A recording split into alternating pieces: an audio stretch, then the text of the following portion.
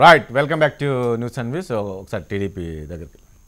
Yes టీడీపీకే నేను చెప్తాను ఏమంటానంటే ఈరోజు రాష్ట్రంలో ఏదైతే ఆంధ్రప్రదేశ్ ఒకసారి గురుమూర్తి గారు మీకు వినపడుతుందా? గురుమూర్తి గారు వినపడుతుందా? వినపడుతుందండి. ఎస్ ఓకే వస్తున్నాను మీద. ఈరోజు ఆంధ్రప్రదేశ్లో ఉన్నది లేకపోతే తెలంగాణలో కాంటెస్ట్ చేసింది బాబాయ్ కాంగ్రెస్ అబ్బాయి కాంగ్రెస్. బాబు గారిదేమో బాబాయ్ కాంగ్రెస్, రాహుల్ గాంధీ ఏమో అబ్బాయి కాంగ్రెస్. ఇంతకుముందు తల్లి కాంగ్రెస్ పిల్ల కాంగ్రెస్ అని చెప్పారు కదా వైఎస్ఆర్సీపీని. ఈరోజు అదే నడుస్తుంది. మరి ఎవరితో ఎవరు పొత్తు పెట్టుకున్నారు? ఈ రాష్ట్రంలోకి వచ్చి మా మీద దుర్మార్గంగా అసలు ఈయన సంబంధం పొత్తు పెట్టుకోలేదు. ఈరోజు కాంగ్రెస్ లో ఆయన పార్టీలోకి ఆయన పోయిండు, నేను కాదంటలేను. ఈ రోజు చంద్రబాబు నాయుడు ఏ పార్టీలోకి వచ్చిండో అదే పార్టీలోకి మళ్ళీ పోయిండు. ఆయన ఎక్కడ మంత్రివర్గంగా పనిచేసిండో. కాబట్టి ఈరోజు ఆ రాష్ట్రంలో నడుస్తుంది ఏంటంటే బాబాయ్ కాంగ్రెస్ అబ్బాయి కాంగ్రెస్. బాబాయ్ ఏమో బాబు గారు అయితే అబ్బాయి ఏమో రాహుల్ గాంధీ. ఇద్దరు కలిసి కాంగ్రెస్ పార్టీ నడిపిస్తారు. కాబట్టి దానికి ఈరోజు Congress party TDP party support అయిపోతే సంబంధం లేనటువంటి పదజాలంతో బాబాయ్ అన్న అబ్బాయి అన్న తప్ప చెప్పండి. ఇంత మాట్లాడుతున్నాడు కదా ఇంతసేపు ఒక్క మాట వస్తున్నాను రాజేష్ గారు ఇందాక ఇందిరా మేడం గారు చెప్పినట్టుగా, ఎందుకంటే నిన్న గోడ గడియారాలు ఇచ్చారు, వర్కులు ఇచ్చారు, రేపు డబ్బులు ఇస్తారు, అన్ని చేస్తారు. ఎందుకంటే చాలా అత్యుత్సాహం. అదే విధంగా వైఎస్ఆర్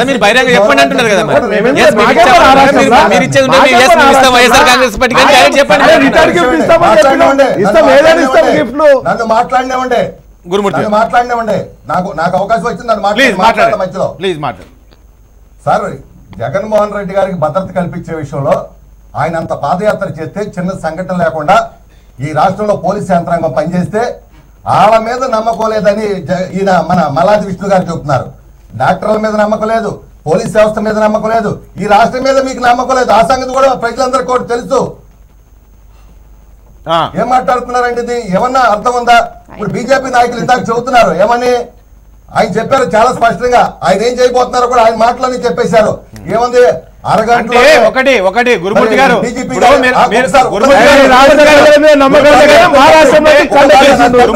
అంటే మల్లాది విష్ణు గారు ఏం చెప్తున్నారంటే వ్యవస్థల మీద నమ్మకం కాదు, అక్కడ కొంతమంది పోలీస్ సిబ్బంది వ్యవహరించిన తీరు ఏదైతే ఉందో ఆ రోజు ఆఫీసర్స్ ఉన్నారు కదా, ఆ రోజు ఏదైతే జరిగిందో ఘటన జరిగిన తర్వాత వెంటనే మీరు ప్రెస్ మీట్ పెడతారు. మీరు వెంటనే ప్రెస్ మీట్ పెట్టి మీరు వైఎస్ఆర్ కాంగ్రెస్ పార్టీ నేతలను మీరు అంటారు. ఆ డీజీపీ పెట్టేసి ఇది కేవలం పబ్లిసిటీ కోసం చేశారు, ఇతనికి టీడీపీకి సంబంధం లేదని చెప్పేసి ఆయన మాట్లాడతారు. ఇలా మాట్లాడడం తోటి అనుమానం వచ్చాయని చెప్పారు తప్ప ఆయన వ్యవస్థల మీద అనుమానం కాదు అని చెప్పేసి మళ్ళీ చెప్పారు. సారు రాజేష్ గారు, ఈ కేసు ఏదైతే కోడికత్తి కేసు ఉందో ఆ రోజున వాళ్ళ ప్లాన్ ఏంటంటే ఈ రోజున కోడికత్తి కేసులో ఆ రోజు చేయాలనుకుంటే ఏంటంటే ఈ రాష్ట్రంలో అల్లరి సృష్టించాలని, ఈ రాష్ట్రంలో అశాంతిని నెలకొల్పాలని వాళ్ళు ప్రయత్నం చేశారు. పోలీసులు తక్షణం గుర్తించి, ప్రభుత్వం గుర్తించి దాన్ని ఆపారు. ప్రజలు కూడా గమనించారు. కాబట్టి ఎవరు కూడా ప్రజలు ఎవరు మాట్లాడలేదు దీని మీద. అందరూ కూడా అనుకున్నారు. ఏమంటే అక్కడ అంత పాదయాత్ర చేస్తే, మేమంత భద్రత కల్పిస్తే ఎయిర్పోర్ట్ లోకి వెళ్ళి ఎవరు పోలీసారు అనేది ప్రజలందరికీ తెలుసు. వాళ్ళ అభిమాని మమ్మల్ని ఈ విధంగా నిందించడం ఎంతవరకు కరెక్ట్? పైగా బీజేపీ నాయకులు అంటున్నారు, ఇందాక చెప్తున్నాడు ఆయన, ఈ రాష్ట్రానికి వచ్చి మేము అడ్డుకున్నామంట. అంటే నేను చంద్రబాబు నాయుడు అడ్డుకుంటేనేమో అది కరెక్ట్. మేము ఈ రాష్ట్రం కోసం, మా హక్కుల కోసం, మా కడుపు మంట, మమ్మల్ని మోసం చేశారు. గురుమూర్తి గారు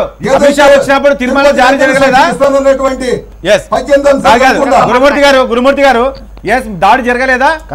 అమిత్ షా వచ్చినప్పుడు దాడి జరగలేదా? కన్యా లక్ష్మీనారాయణ మీద దాడి జరగలేదా? పవన్ కళ్యాణ్ నోటికి వచ్చినట్టు మాట్లాడితే, నోటి కొట్లు మాట్లాడితే కడుపు మంట, ఆంధ్రులు కడుపు మంట. లక్ష్మీనారాయణ గారు ఏం మాట్లాడుతున్నారు?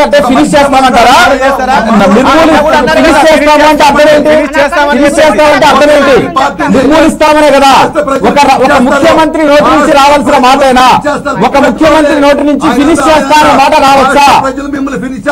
ఒక ముఖ్యమంత్రి నోటి నుంచి ఫినిష్ చేస్తారనే మాట రావచ్చా? మాట రావచ్చా? కృష్ణ గారు, అంటే చంద్రబాబు గారు నేను అన్నది ఫినిష్ చేస్తామని కాదు, రాష్ట్ర ప్రజలు మిమ్మల్ని ఫినిష్ చేస్తారు. మీరు ఇలా మాట్లాడితే మన రాష్ట్రానికి ఏం చేశారు, అన్యాయం చేశారు.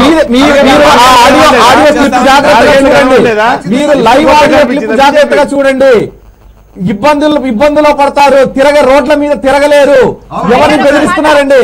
అంటే బెదిరింపు రాజకీయాలు, అధికారాన్ని చేతిలో పెట్టుకొని బెదిరింపు రాజకీయాలకు పాల్పడుతున్నారా? మీరు ప్రతిపక్షాలను తిరగనీయకుండా, నిలదీసే వాళ్ళని తిరగనీయకుండా చేయగలుగుతున్నారా? రాష్ట్రంలో శాంతి భద్రతలను పూర్తిగా మీ చేతుల్లోకి తీసుకొని ప్రతిపక్షాలను బెదిరించడానికి ట్రై చేస్తున్నారా? మీరు వ్యక్తిగత నిర్మూలనకి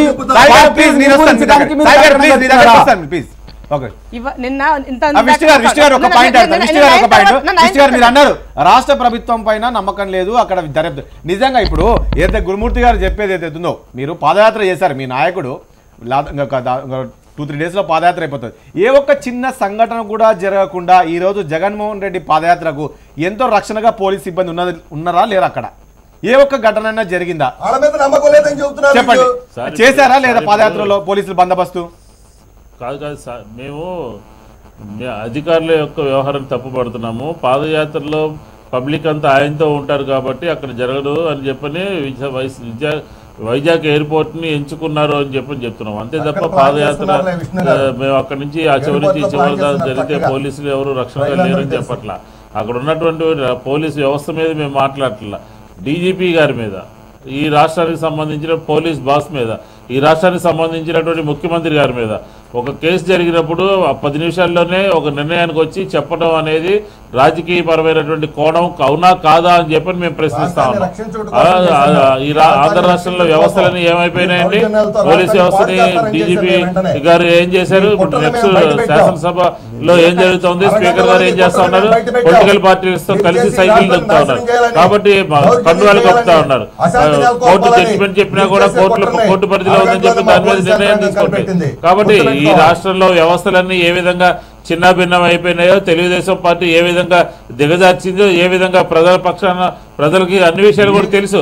కాబట్టి ఈ రోజు మేమేదో పోలీసు వ్యవస్థను అన్నాము, మా మీద నమ్మకం లేదా అని చెప్పారు అంటారు. నాకు నమ్మకం లేదు ముఖ్యమంత్రి గారి మీద, పోలీస్ బాస్ మాట్లాడండి విష్ణు గారు. మాకు నమ్మకం లేదు వాళ్ళ మీద, అంతే తప్ప మేమేమి పోలీసు వ్యవస్థ మీద నమ్మకం లేదంటలేదు. పోలీసులు ఇచ్చేప్పటి దాకా కూడా వాళ్ళందరూ కూడా ఉన్నారు. అలాంటి సందర్భంలో ఇలాంటి ఇన్సిడెంట్ చేయడం కష్టం అని చెప్పని, ప్రజల మధ్య ఉంటే కష్టం అని చెప్పని విశాఖపట్నం ఎయిర్పోర్ట్ ఎంచుకున్నారు. కాబట్టి అక్కడ జరిగినటువంటి దాంట్లో, ఎందుకంటే అక్కడ ఫ్యూజన్ ఫుడ్స్ సంబంధించి తెలుగుదేశం నాయకులకు సంబంధించినటువంటి అందులో పనిచేస్తున్నటువంటి వాళ్ళందరూ కూడా ఈ కార్యక్రమంలో ఉంటే ఇంకా తప్పించుకునేటటువంటి ప్రయత్నం చేస్తే ఎట్లాగా? రైట్ ఓకేనండి. ఎస్, మన ఇంద్రశోభ గారు, మనం కొంచెం తెలంగాణ విషయానికి వస్తాం. తెలంగాణ విషయానికి వస్తే మనం క్లోజ్ చేస్తాం మీకు ఇస్తాను. ఇందాక బీజేపీ వాళ్ళు మాట్లాడుతూ మహిళల పైన జరిగినటువంటి దానిని మీరు ఫస్ట్ అది ఖండించండి మాట్లాడుతున్నారు. అసలు బీజేపీ వాళ్ళకి నైతిక హక్కు ఉన్న, తెలుగు రాష్ట్రాల్లో మాట్లాడే నైతిక హక్కు. నిన్న బీజేపీ వాళ్ళు సీఎం ని గో బ్యాక్ అని మాట్లాడినప్పుడు ఆ యాంగిల్ ఆయన మాట్లాడారు. అసలు బీజేపీకి ఏం హక్కు ఉందని మాట్లాడతారండి మీరు? అసలు ఏపీకి ఎంత అన్యాయం చేశారు మీరు? మీ ఫస్ట్ మీ ప్రధానమంత్రి నిలదీయండి. పార్టీకి సంబంధించిన వాళ్ళు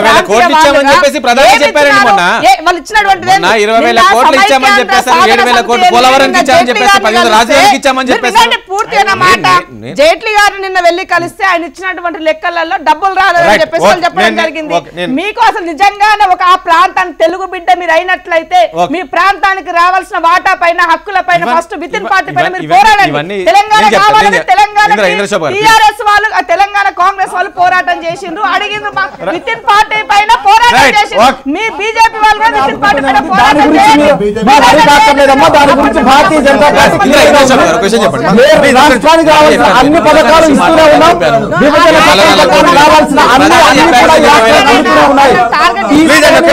తీసుకోని దాన్ని అబద్ధాలు చెప్తున్నటువంటి ముఖ్యమంత్రి తీరుని ఎండగడుతున్నాం. గమనించాలి. రావాల్సిన ప్రతి రూపాయి వస్తుంది, ప్రతి పథకం వస్తుంది. ఓకేనండి. ఓకే, ఇంద్రశోభ గారు ఒక విషయం చెప్పండి. మనం చూసాం మొన్నటి ఎన్నికల్లోనే టీఆర్ఎస్ పార్టీ విజయం సాధించిన విషయం చూసాం. ఓకే, అదే చేసాం. తర్వాత ఇప్పుడు వాళ్ళు గ్రామ పంచాయతీ ఎన్నికలు వస్తున్నాయి, దానికి కూడా మొత్తం చూస్తున్నారు.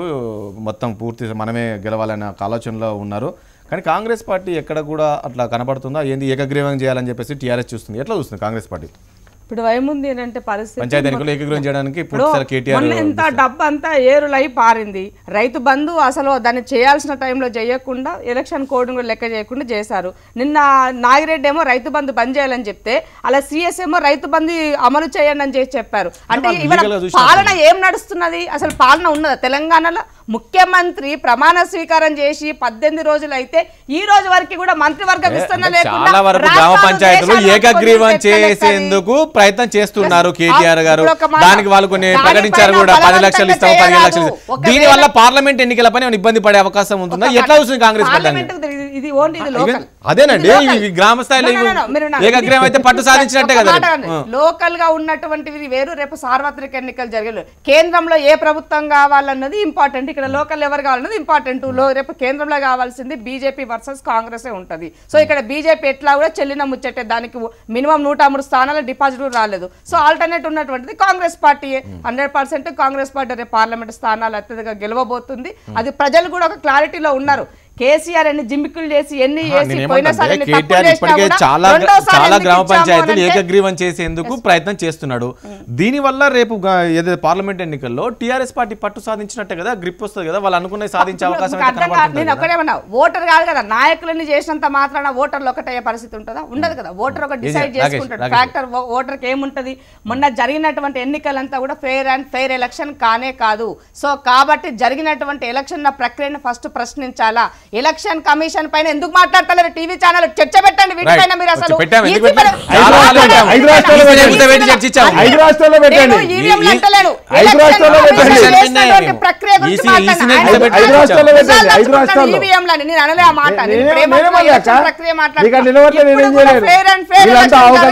అవసరం ఉన్నది. లోకల్ గా ఉన్నటువంటి సర్పంచ్లంతా కూడా ఏకగ్రీవంగా మీరు చేసినా కూడా భయపడేటువంటి అవసరం కాంగ్రెస్ పార్టీకి లేదు. డెఫినెట్ గా ఇయ్యాలకపోయినా రేపు ప్రజలు లోక్సభ ఎన్నికలైనా పట్టు సాధిస్తారా? ఇక్కడ ఎన్ని సమస్యలు రోజు పేపర్ నిండా కనబడుతున్నాయి. వెయిట్ చేద్దాం. ఇవాళ లోకాయుక్త పనిచేస్తలేదు, ఉమెన్ కమిషన్ పనిచేస్తలేదు. చెప్పండి, మనం చూసాం 2013లో దాదాపు 662 గ్రామ పంచాయతీ ఏకగ్రీవం అయ్యాయి. ఈసారి చరిత్ర తిరగరాసరా? ఇది కూడా ఏంటండి లాస్ట్ టైం మనము 2013లో చూస్తే 662 గ్రామ పంచాయతీలు ఏకగ్రీవం అయ్యాయి. నిన్న కేటీఆర్ గారు చెప్పారు ఈసారి మనం చరిత్ర సృష్టించాలా తప్పకుండా అని చెప్పేసి అన్నారు. రెట్టింపు అయ్యే అవకాశం 2013లో ఈ రాష్ట్రంలో కాంగ్రెస్ పార్టీ దాకా మర్చిపోయింది పాపం. అప్పుడు అయినప్పుడు మరి అవి అయినప్పుడు అట్లనే కాదు. నువ్వే మాట్లాడే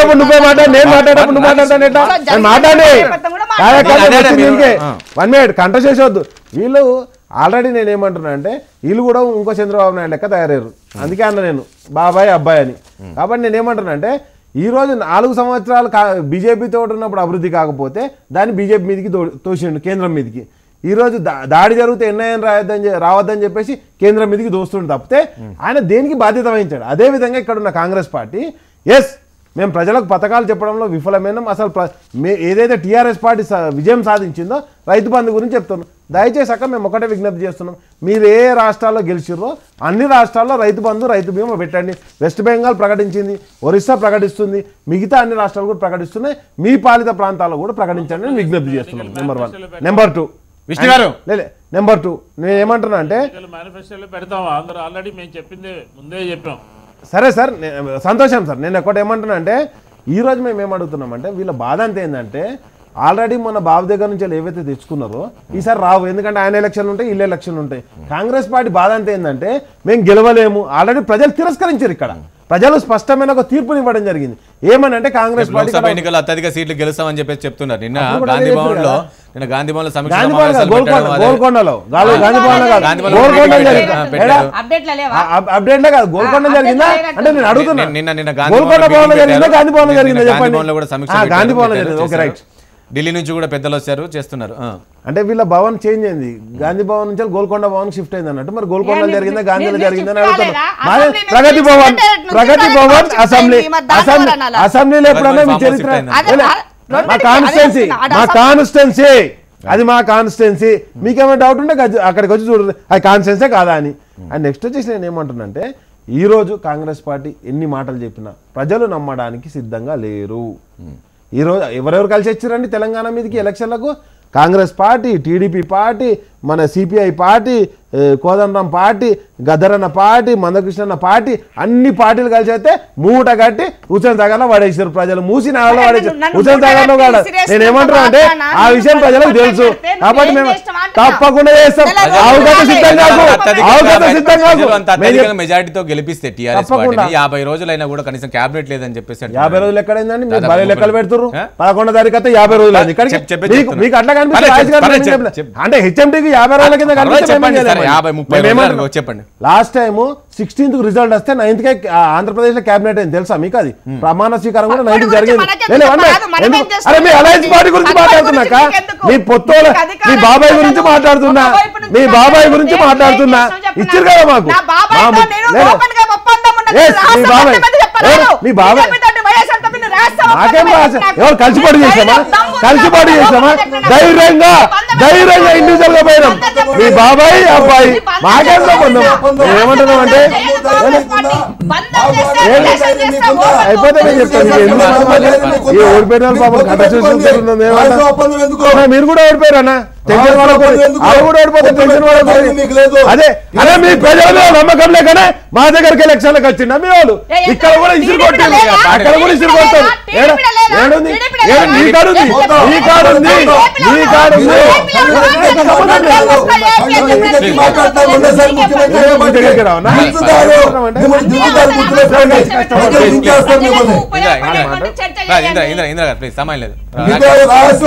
చీకటి ఒప్పందం ఏదే బీజేపీ తోటి మీరు చేసుకుంది అదేనా? అంతకుముందు ఈరోజు కాంగ్రెస్ చేసుకుంటుంది అదేనా? మీరు ఒప్పందాలు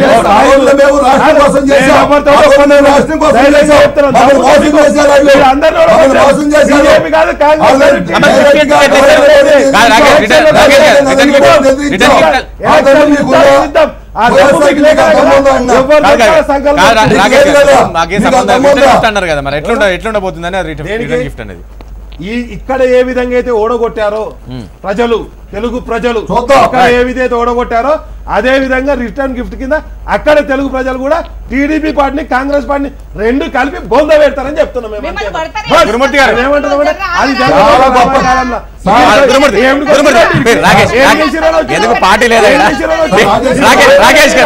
గెలిచే పార్టీకి కళ్ళు నెత్తికెక్కి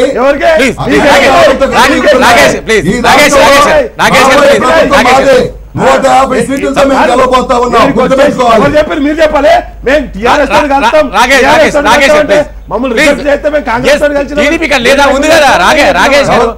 టీడీపీ ఇక్కడ ఉంది, ఎందుకు వచ్చారంటే